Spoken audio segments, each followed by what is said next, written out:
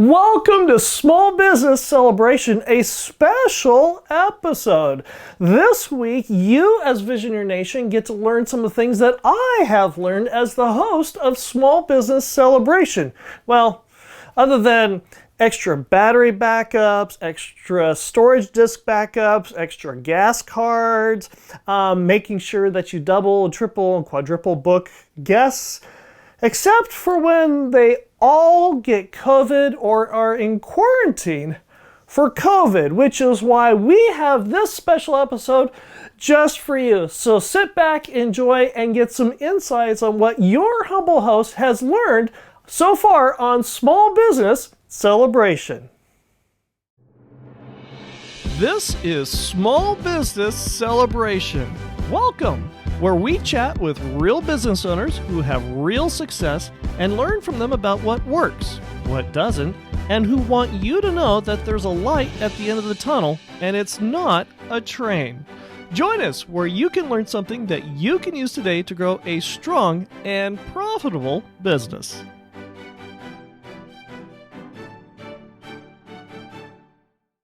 Welcome to Small Business Celebration, and our first segment features Lance and Sue England of Ellis England Designs.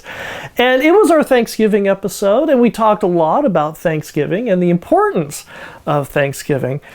But the thing that I took away most happened in the second segment by a visionary question asking about the difference between promoting your business with nonprofits simply because you want to get your name out or because of the good works they do. And this was one of those conversations where you have to read between the lines. You have to take a listen, you have to think about it, and maybe replay it over again to be able to get the subtle context to which our guests were speaking. Because for them, this is the way they think, this is the way they do things. But the thing that I learned most about this particular conversation is discernment. Knowing when to do which. When do you go through and promote your business through the nonprofit to simply get your name out, and when you do it because it feels right. Believe it or not, you can do both, but it's all in its subtlety. And I invite you to witness this and learn from this here on Small Business Celebration featuring Lance and Sue England. I'm here with Lance and Sue England, the owners of Ellis England Designs, and our visionary question comes from Christy, who asks, we are coming into the holiday season and everyone seems to be asking for a donation. Is it okay to give simply to get the name of your business out there because it seems so soulless to do so? Well, I think that you've got to find something that matters to you. Mm-hmm. Use discernment, and then it's a win-win. You're showing your stuff, but you're also helping a cause that matters to you. If the cause that's asking for the donation is one that you could quite frankly care less about, but has a high visibility in the community, is that okay to go ahead and give to get your name out for your business, or is that as soulless as Christy fears? I don't know if you consider it soulless. It's advertising. So there it is. If it helps the nonprofit and it helps your business, then yeah, I think it's fine. But personally, I prefer to pick nonprofits that mean something to me. This comes from somebody who does a lot of volunteer work. Why is that? It just fills my soul. Yeah, it just feels good. Like Thanksgiving, we're going to be helping serve food at Blessing Corner, which down on Union feeds all kinds of seniors and homeless people. And we usually do Easter, Christmas, Thanksgiving, go help down there, John and Bonnie Turner, right, who run the place, and just feels good. You, Sue, are the people person of the magic duo here. And you do a lot of volunteer work in the community, and a lot of this is because you simply get joy from doing this. But how much of this also is your involvement in the community to do the advertising, to get the word out? Because you don't necessarily want to get the move on and get out there and get in the public. Well, honestly, truthfully, what we got involved with is we have a daughter on the streets. So with that's how I got involved with helping with the mission, Blessing Corner. So yeah, it's personal, very personal. What about you, Lance? I'm most of the time working, building. So I mean, like I said, I'm her plus one with all these social events, and all like the mission and Blessing Corner and Ashes to Beauty, and all them. I help anytime I can. Yeah, keep Bakersfield beautiful. We've been walking up and down Panama picking up trash, and we're scheduled to do again District Boulevard in December, just helping the community. So just a good feeling thing. It's not all about money and all that. So they don't even know us. You mentioned that it's not all about the money. Is this something that you learned when you were up in Silicon Valley before you came down to Bakersfield? Absolutely. I think that with what happened in Silicon Valley, and what happened? We trusted somebody that we shouldn't have. We were very naive. Yeah, it's a guy I met. He was a Four Seasons dealer. Right. Anyway, nice guy, I thought, and he was wanting to retire and sell his business, and so we I fell into this trap, and we put a lot of money invested in his business, got him all taking care of everything. Then he realized he didn't need us anymore, and it was just a nightmare, a whole year of a nightmare. Yeah. And that's when we ended up coming here after losing everything in the Silicon Valley, and then coming here and scratching and clawing and doing what we could do to make things work. Yeah, God's been good. And we're still here. When you said you lost everything, that was $27.83? Plus like $199,000, like $200,000. And this was back in 07, 06? Yeah, 06. Interestingly, you still chose to become Four Seasons dealers here in Bakersfield. Well, I was already a general contractor, so either way, being a sunroom company or doing remodeling, which I had already been a remodeler up in Sacramento, years back. We just came here to open up the doors and do what we could do to make a living. Right. And it's what we've been doing. When you came here in 2007, you had to educate Bakersfield on what a sunroom is. And so as a result, you had to do other things to help that educational process. What are some of the other services that you offer to the residents of Bakersfield? Well, we do bathroom remodels, kitchen remodels, basically residential remodeling, all facets pretty much, window replacements, gas inserts, but we've done a lot of bathrooms and kitchens and painting of the homes and whatever it takes. Right. Make people's homes their new palaces. And that's the key right there. Whatever it takes. Absolutely. The lesson that you learned from the let's call it a debacle. Absolutely. Midlife crisis. Lesson learned. Lesson learned. Is this one of the reasons why you have focused so heavily on not just your participation in the Better Business Bureau, but you actually got a special award from them a few years ago? What was that? Got the Ethics Award, which really meant a lot for us. Yeah. Because we got the most votes to this day from our customers. Taking from the debacle and what you've learned from there, and your business has grown, albeit a midlife crisis. From the lesson learned in Silicon Valley, how have you learned how to discern good advice from bad advice? For me, it's been a lot of learning, and I also have a lot of faith. So I feel like I'm not going to live in the past. I'm going to go forward. I believe that when you're in a fire, you don't just stand there and burn, you move. And so that's what we did, and God's blessed us.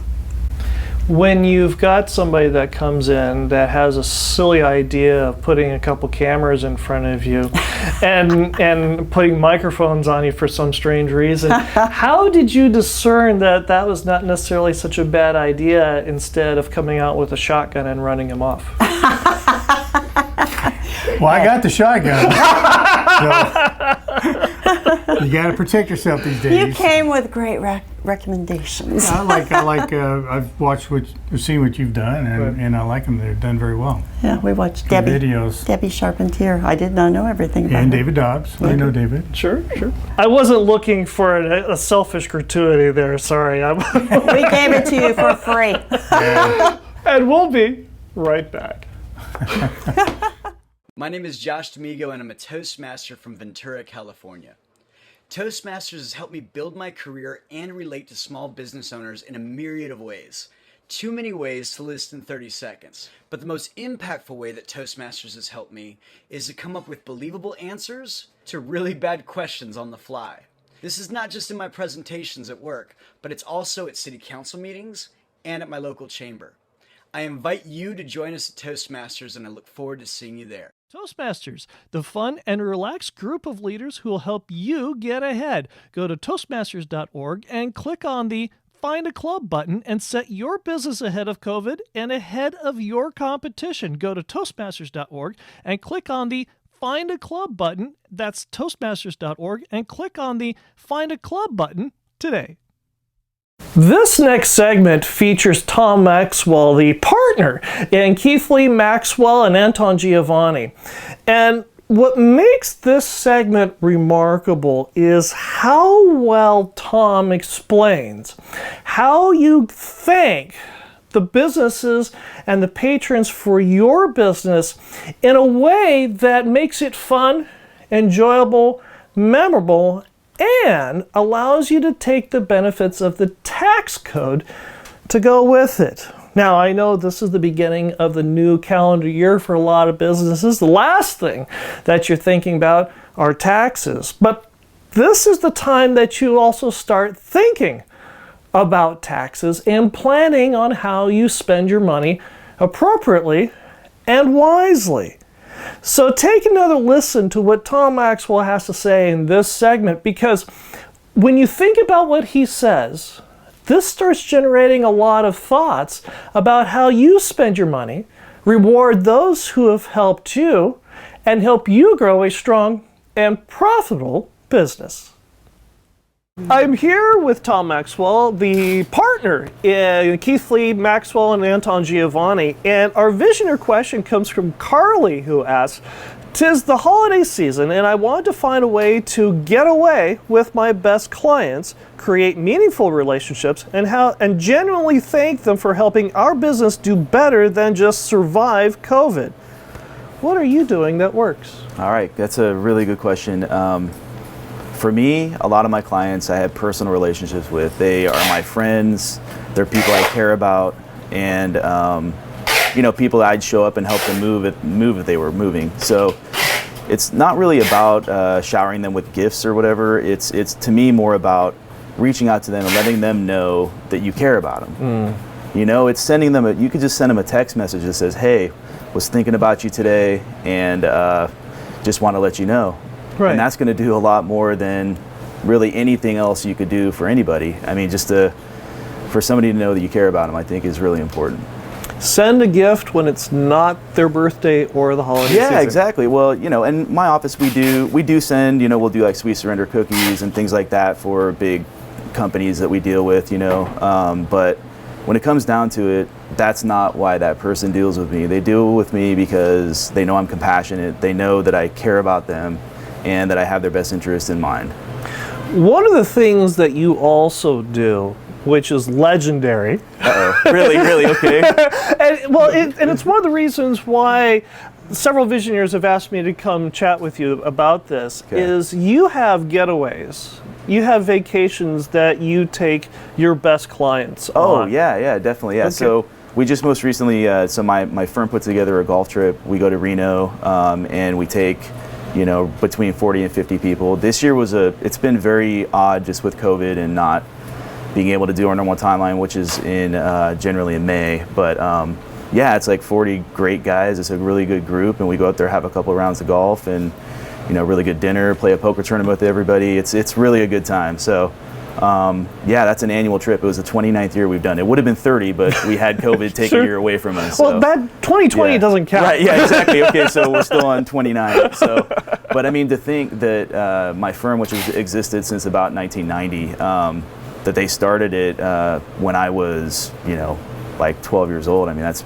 pretty incredible to me that golf trip's been going on since I was just a kid. So, and the important thing is, even though there's 40 of you right. that are going on this, how are you taking that trip and personalizing it for each of your guests that go so that they remember you right. and make it special? Well, a lot of these people I've known for a really long time at this point, but Bakersfield's a very odd town in the fact that you can't really think about your relationship when you meet somebody as like it's about today. You need to be thinking about, I'm going to be, 5-10 years from now, this is going to be a great friend of mine. Bakersfield's a relationship town, so you just can't really, the pressure of trying to obtain a client, like that's never been my style, and it also works really well in Bakersfield. It's really about somebody like yourself saying, have you met Tom? Like if you're needing somebody to help you with something that's accounting related specifically, I'd say you should call the guy. I mean, he'll just give you time if that's what you want. Like if you really need and you have a problem with something, the guy, just wants to help. Right. Now here's the important part of all this. What's that? For one, a trip like that with 40 people is expensive. Right. And the monetary cost of it aside, because there's definitely value that goes with that. But there's also the accounting tax side of that. And the thing that I don't want to have happen from this conversation is for somebody to walk away and do it wrong and get in trouble financially because they did it wrong and they didn't keep the right records and they didn't do the right process. What would you recommend to Visionary Nation that they do so that it can be a legitimate tax write-off and and not sink the ship? I think that when it comes to tax, it's all about what your intent was.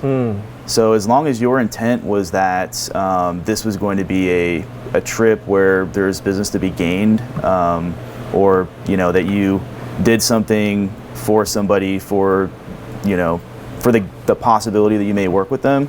I mean, there's certain limits on how much you can spend on each person as an individual, and that's actually very low, but there definitely is something to be said about making sure you keep all documentation, all receipts, just keep everything. I mean, my wife probably in the side of her driver's side door has literally just tons of receipts in there because I'm like, look, just don't throw anything away. I mean, there's no reason to throw it away.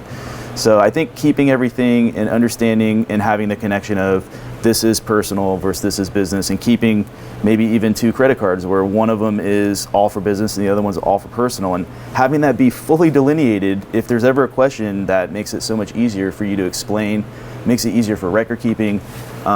So it just comes down to intent, though. I think intent is the most important part of understanding where you should be tax-wise, is what were you intending when you did it.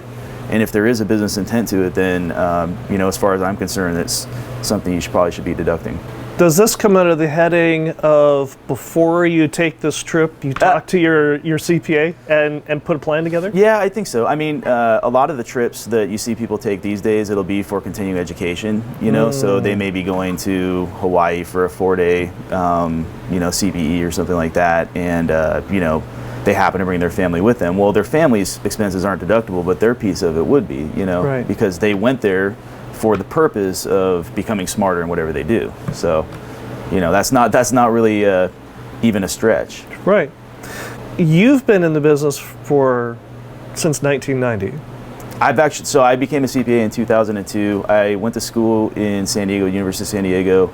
I worked for Ernst & Young down there in San Diego for a little bit, and I came back. Actually, I married my high school sweetheart here, so we live 3 blocks from where we went to high school. It's really quite fascinating. I never would have thought I'd be the guy that comes back to Bakersfield. I just had. You grew up here. I'm done. I'm never coming back. I was the guy that said, there just really isn't much for me here in Bakersfield. And now I look back and I'm like, I would never change having come back here. What has your business taught you about people and business? I think the biggest thing that my business has taught me is that people really want to be helped. Like, there's certain times that they just need somebody. They need somebody to help them, and I'm really lucky because I have a skill at something that a lot of people don't. There's not a lot of people that do what I do.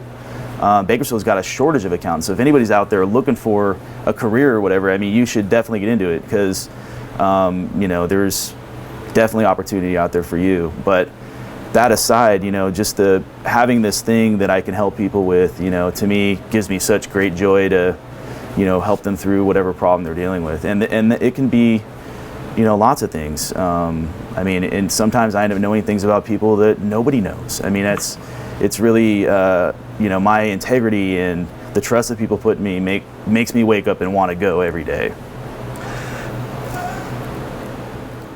Your business has been around long enough where you've had some event that has happened that has kicked you in the teeth. Oh, sure. That affects the decisions that you make every day.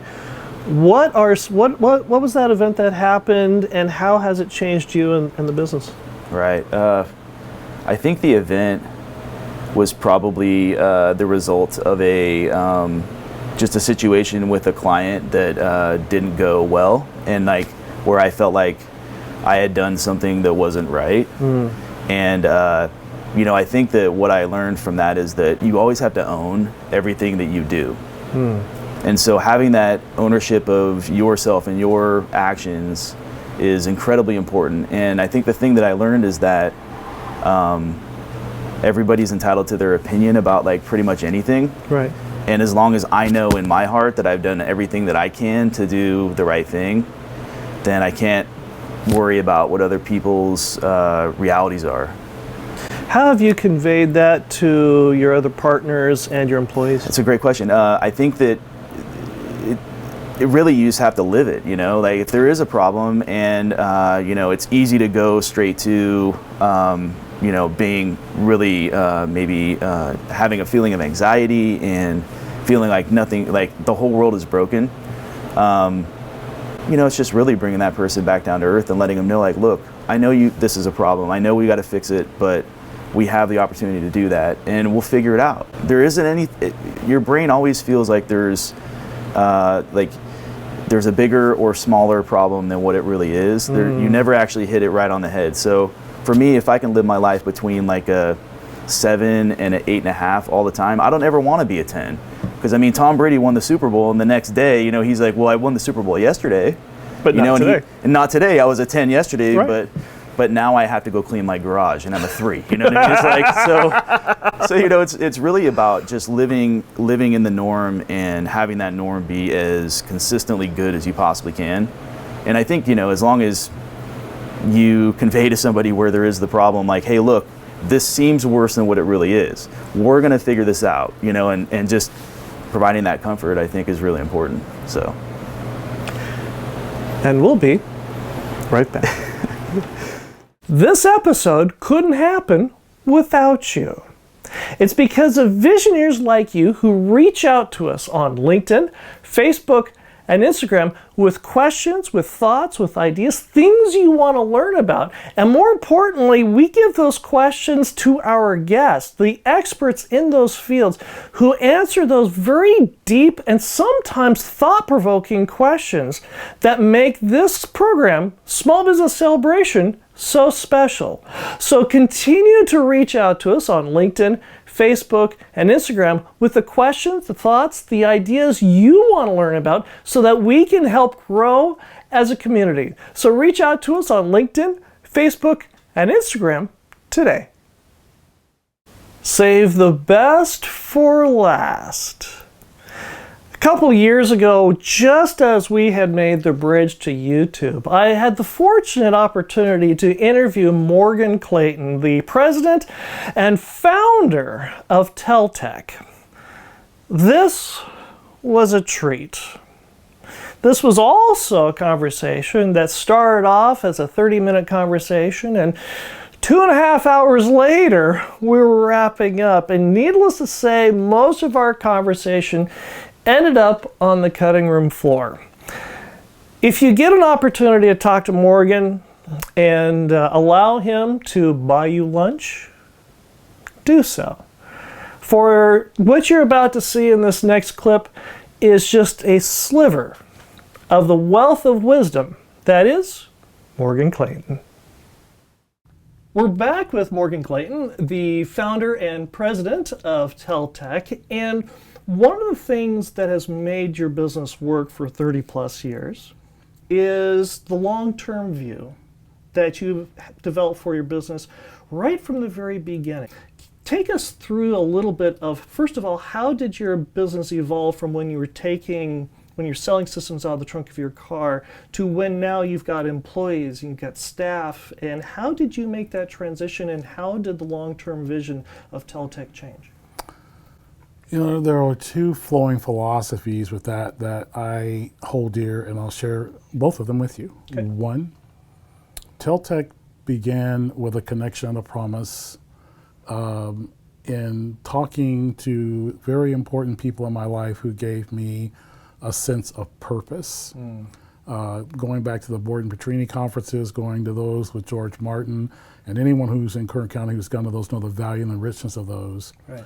And then having him connect with me, connect with Colin Powell, to enrich my knowledge about the value of giving back not money, but the power and who you are and what you know by way of knowledge and grace. How do you do that? By giving it without asking for money. Okay, for example? For example, you will talk to people, a young person will say to you, Mr. Clayton, I am struggling with what I should be taking in college coming from high school. And do you have time to go to lunch? And the average business person will say, well, I really don't have the time to do that, but what's your question? Right. What I will say is, I'll tell you what I'll do. Here's my business card. Here's the process. You call my office, you talk to my administrative assistant, she'll log you onto my calendar, which logs into my phone. Right. You pick the place, the time. I'll pay for lunch for you to ask the questions. It blows them out of the water. Right. And then they say, where do I begin?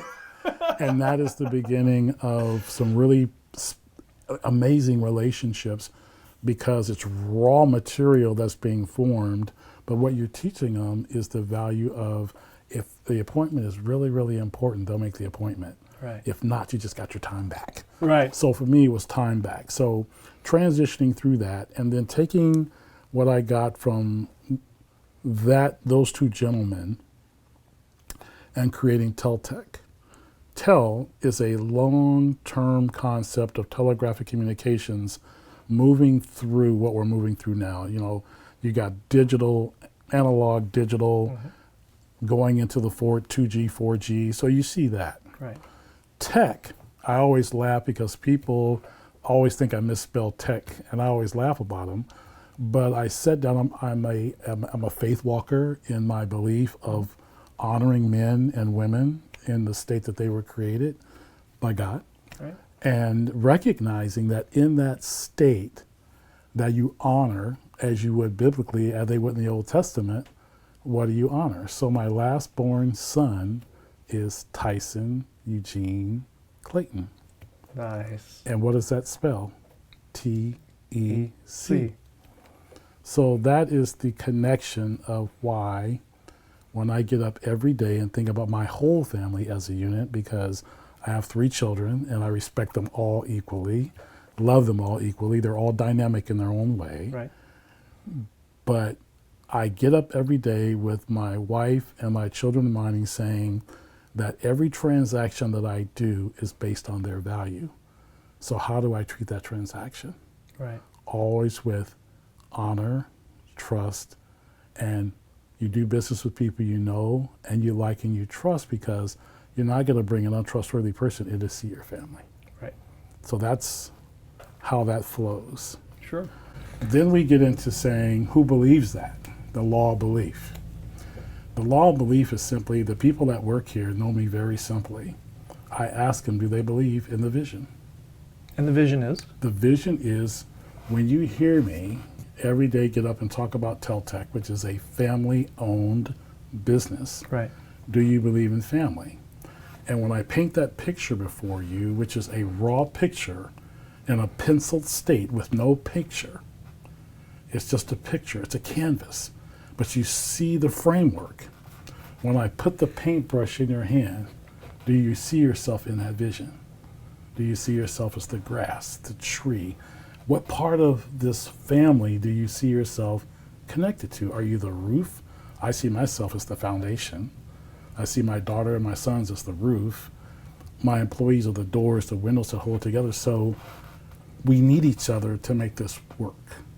So all of the people here see themselves in the vision. And for those who come and have gone, they simply recognize that they've built a piece of themselves to be better somewhere else, but they never forget the foundation. So that's the connection. There's a lot of people who know that you're very involved with the community, but there's some things that they may not know. You're one of the partners of Kern Venture Group. Yes. And John Paul Lake was a guest on the program. And he briefly spoke about you off camera about your involvement and how appreciative he is of you. Yeah. For visionaries who see this as possibly a dichotomy of those values, tell us, why are you in funding and financing of businesses? Here's why. You know, one of the things I find that is so important is to understand the value of money and its purpose. Its purpose. Its purpose. Right. It is a tool. Right. It is not a power, it is a tool. Why? Just die and see if it goes with you. Right, It's a exactly. tool. Right. So here's where the tool breaks.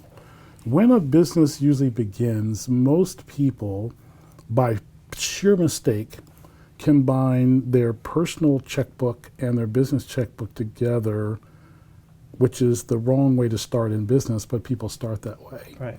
So what you learn is if you separate your finances from home, from the business idea you have, you will see the true balance of value and work you have to have. Right.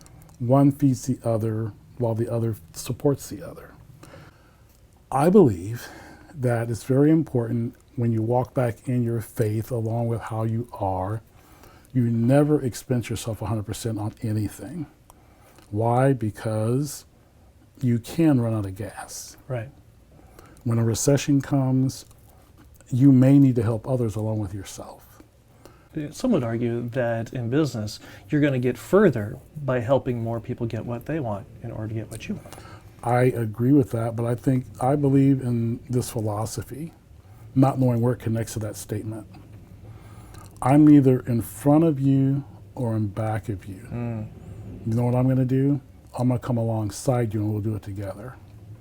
So if we do it together, your talent plus my talent together is going to build back and front faster Right. than if you're in the back of the front. So I believe in together, because a rope that's bindingly tying together, that's scriptural, is going to be stronger Sure. walking together. Well, I will tell you that's what J.P. Lake is. He is someone that I knew of. I know of his mom, his dad, his family. Very successful family, very, very spiritual family. Always respected them, have done business with the organization. But what I found very, very deep and appreciative about him was his honesty. People do business with people they know, they like, and they trust. And when he and I talked about our belief in education, the power of having the right person in the right seat with the right knowledge doing the right thing for our kids coming alongside, Right.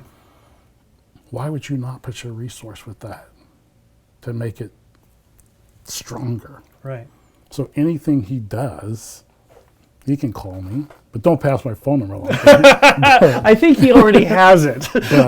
but I believe in what he does. I Right. mean, he doesn't need my resource, but he does need resources because it's validation. Right. So yeah, so that's what that is. So coming alongside to improve the quality of what we all believe and make it better. Rise all tides together, not in front or back. When we come right back, we're going to talk about something that Morgan generally doesn't talk about, at least not in public anyway. I'm going to get right back. My name is Josh D'Amigo, and I'm a Toastmaster from Ventura, California. Toastmasters has helped me build my career and relate to small business owners in a myriad of ways. Too many ways to list in 30 seconds. But the most impactful way that Toastmasters has helped me is to come up with believable answers to really bad questions on the fly. This is not just in my presentations at work, but it's also at city council meetings and at my local chamber. I invite you to join us at Toastmasters, and I look forward to seeing you there. Toastmasters, the fun and relaxed group of leaders who will help you get ahead. Go to Toastmasters.org and click on the Find a Club button and set your business ahead of COVID and ahead of your competition. Go to Toastmasters.org and click on the Find a Club button. That's Toastmasters.org and click on the Find a Club button today. I knew this day would come. I knew there was going to come a day when, even though I had 8 guests lined up to appear on Small Business Celebration, every single one of them would either cancel, reschedule, or postpone because either they had COVID or they were in quarantine because they were around somebody who might have COVID. I can't control COVID.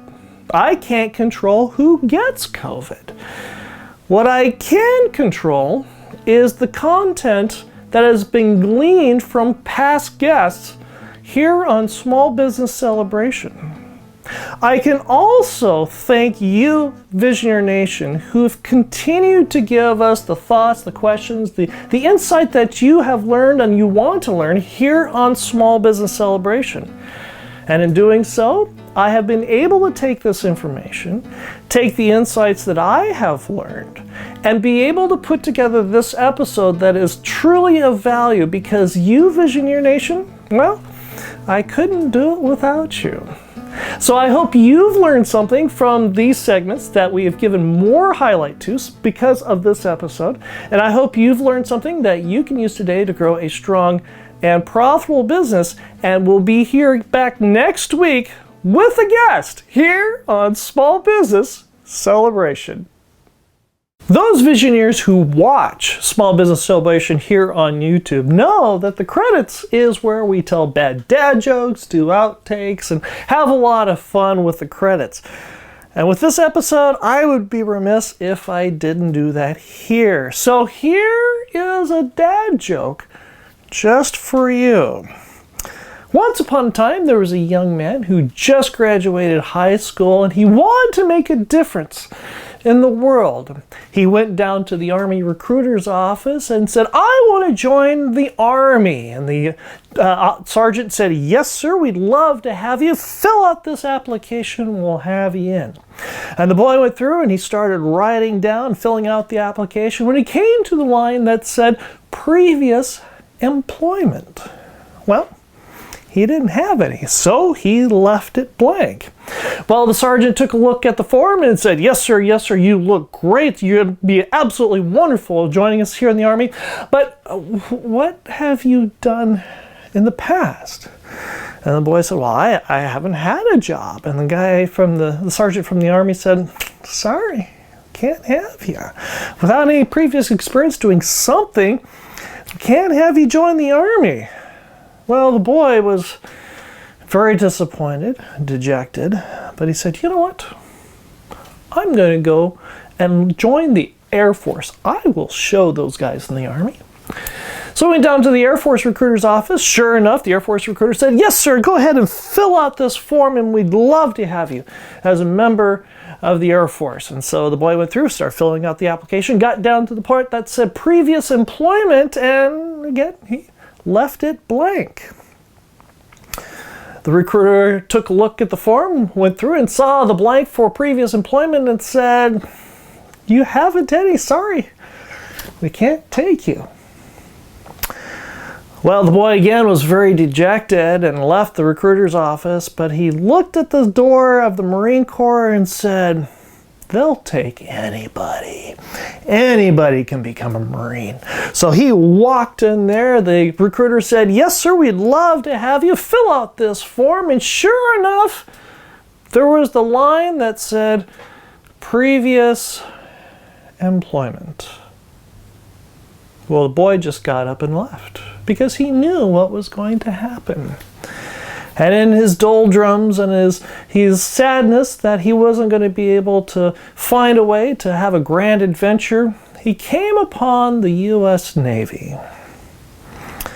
And he stumbled in there, dejectedly sat down, and the recruiter said, what's the matter, son? What can I do for you? And he said, I'd love to serve my country, but I just don't know what to do. Well, the recruiter said, fill out this form and we'll see what we can do for you. So the boy went through and started filling out the form, and sure enough, there was the line that said, previous employment. Well, the boy did not want to get rejected from the United States Navy. He had tried all the other armed services and they wouldn't let him in. So he thought for a moment and thought about what the Navy does, and he wrote very cryptically, Kloosh maker. Well, the recruiter took a look at the form, got down to seeing the part that said what he did for previous employment, and he said, Kloosh maker, huh? And the boy said, yes, sir. Well, the recruiter didn't want to sound like an idiot. He didn't know what a kloosh maker was. He said, well, yes. The United States Navy needs more kloosh makers. We would love to have you. And sure enough, the boy became a member of the United States Navy. He went through boot camp and he got himself stationed on a little frigate. And all was well when the lieutenant on the ship started going through all the new seamen that were there on board. And he came to the boy's application and he saw that the boy was a kloosh maker. Well, the lieutenant didn't want to sound like an idiot. I mean, he went to Annapolis. I mean, he knew people. He wasn't going to be an idiot. And he asked the boy, yes, I see that you've been a kloosh maker, correct? And the boy said, yes, sir. I've been, a whole family's been full of kloosh makers. Yes. And the lieutenant said, well, we're sure proud to have a kloosh maker on board. You're going to do the U.S. Navy proud. Well, a few weeks later, while the ship was in port, the lieutenant started bragging to one of the lieutenants on another ship, a much larger ship, that they had a kloosh maker on board. Well, the captain of the ship overheard this, and he asked his commanding officer, do we have a kloosh maker? To which the CO said, no, I don't. Well, we don't have a kloosh maker. To which the captain said, well, we better transfer that boy over here so that we can make sure that we have a kloosh maker.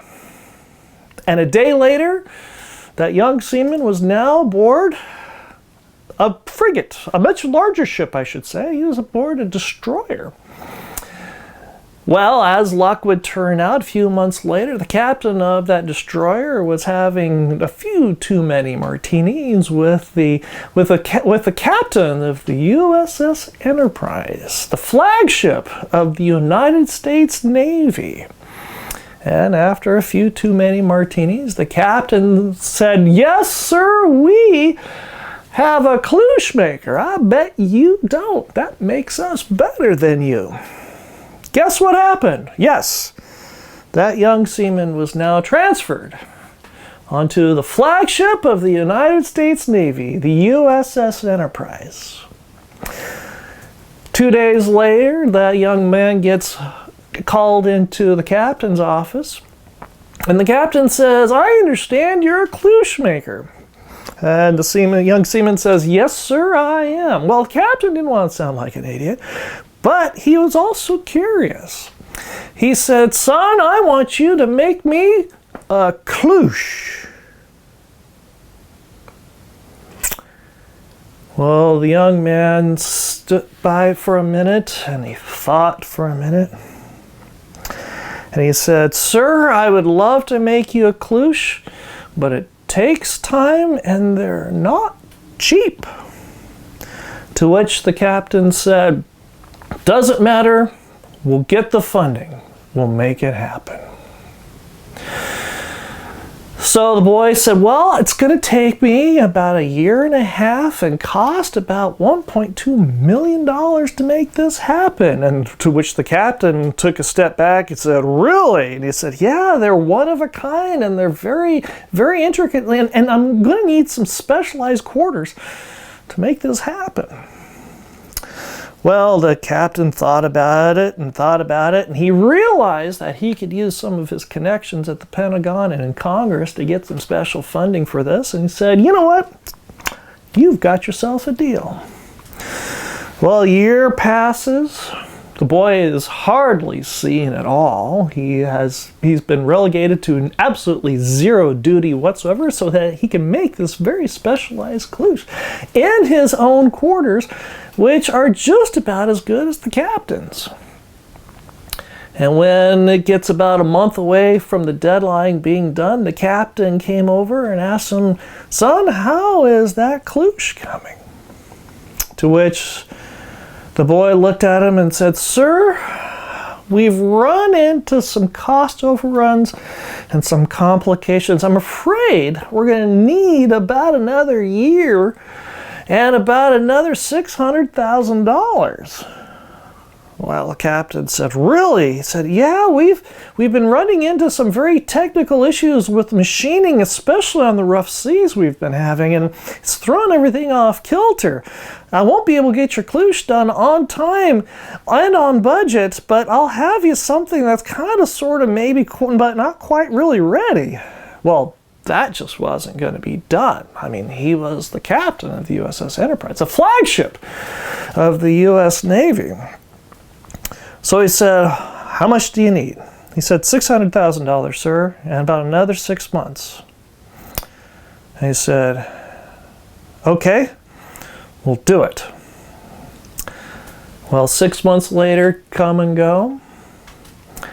And would you know it, it happens to be also the day the boy is to be discharged from the U.S. Navy.